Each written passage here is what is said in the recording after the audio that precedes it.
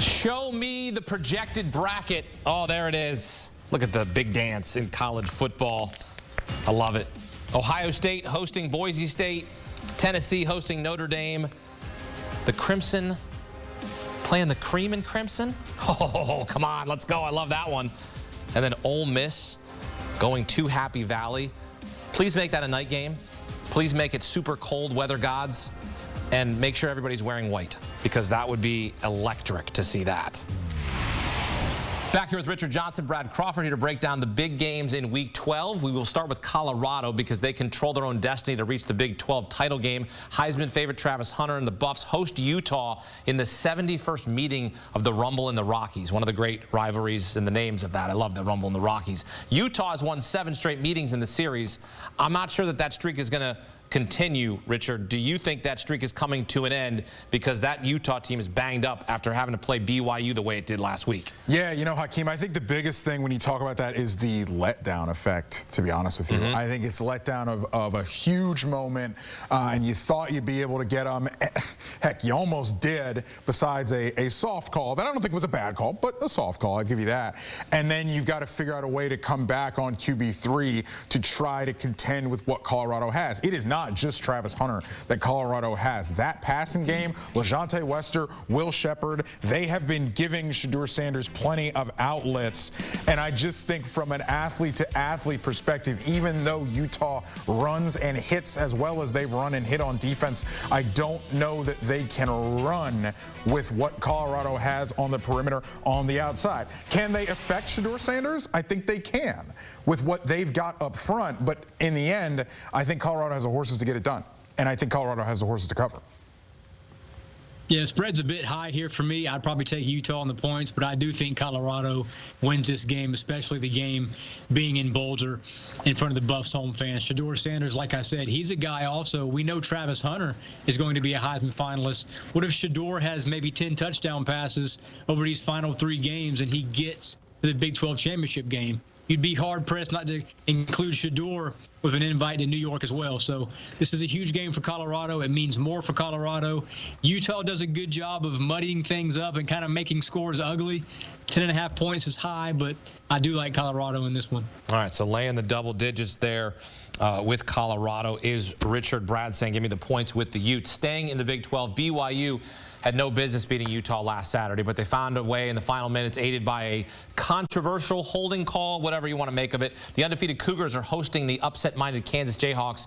Brad, who do you like in this spot? Because Kansas is coming on strong after, a stinky start to their season. Yeah, I might be taking Kansas a week late after what they did last week with 46 points against Iowa State. But I like Kansas plus 3.5 and Kansas money line for BYU's first loss. Kansas is playing better than it has the first 2.5 months of the season. I think Jalen Daniels has figured it out offensively. He's playing the way that he did last season when he was healthy before that back injury. And for BYU, Richard said it last segment, they are just playing with fire each and every week. So I do like Kansas in this matchup. What do you know? Another BYU game. What do you know? Another BYU spread within a field goal one way or the other. That should tell you something. That should tell you something about the perceived strength of BYU. It should tell you something about the parity in the Big 12. And it should tell you something that's a little confusing to me about why BYU moved up 3 spots. But I digress.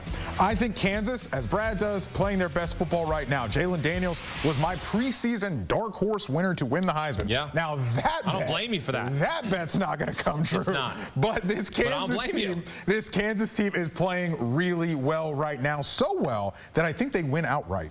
There you go. Well, then Colorado would be able to soar right through here, but they've got a tough rest of way as well. Notre Dame has won 7 in a row since its embarrassing loss to Northern Illinois. Fighting Irish was ranked 10th in the first set of college football rankings, and Notre Dame moves up to the 8th seed in the rankings. Notre Dame hosting Virginia this week. The Fighting Irish have won 21 straight home games against ACC teams, but it's a big number, 22.5.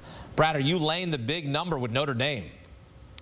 I think I am. UVA's much improved football team under Tony Elliott, and they had a big win last week against Pitt. But this Notre Dame team has been on a mission since that loss to NIU, just blowing out every team they've played, just about, besides Louisville winning a close game there. Notre Dame knows that in an 11-1 finish, the Irish are going to play in South Bend in December in the first round of the playoffs. I think the Irish get it going, and they win this game.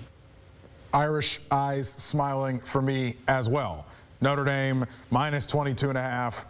You could probably give me a lot more points. I'd probably still take it because I think the Irish are that much better than Virginia. Now, I will say, Hoos are much improved, and I will give them that. I thought that was a team that was going to be a surefire Tony Elliott on the hot seat watch coming into this season. They were 2-10, 3-9 looking at it. Virginia is playing better, but I don't think they're playing well enough because you see what Notre Dame just did to Florida State? I did. And I understand that Florida State team is not much to write home about this season, but that's a whooping. And they put it on them. And I think Notre Dame is peaking at the right time. It's important to be playing better in November than you played in September in college football. Look, the big game left on their schedule is Army. So if Notre Dame can find a way to beat Army, and look, there's a lot of people, some people are going to be rooting for Notre Dame in that game. Some people are going to root for Army for the chaos. I mean, I'm going to be rooting for Army. I'm telling you that right now. What about USC? You think they handle USC? I think they'll handle USC. Okay. I think at this point USC is just maybe trying to play spoiler, but I think Notre Dame's good enough to beat USC as currently constructed right now. The #1 team in the nation expected to face some resistance at Wisconsin. First meeting since the 2019 Rose Bowl. Brad, could you see the Ducks getting tripped up at Camp Randall? I don't think so. Alabama went there already and one going away, and Oregon we know is, 10 spots better than the Crimson Tide right now. Oregon's on a mission to finish unbeaten and get that #1 seed in the playoff, win the Big Ten, make a statement in their first season in the new league. And Oregon has been running away from opponents. Did so against Michigan at the Big House. Big House is tougher than Camp Randall. Sorry, Wisconsin fans.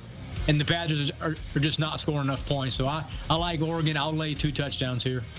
Obviously a little worried about the hook there when you get a 14.5. But look, what Oregon is able to do to maximize possessions, to maximize the game, going for 2, onside kicks, going for it on 4th down, they know how to put away teams that they are head and shoulders better than. Then they do not let teams that they're better than hang around. I think they're better than Wisconsin. I think they will bury Wisconsin. I take Oregon in this spot. All right, last but not least, in the SEC, there's a log jam. 7 teams could finish the regular season 10-2.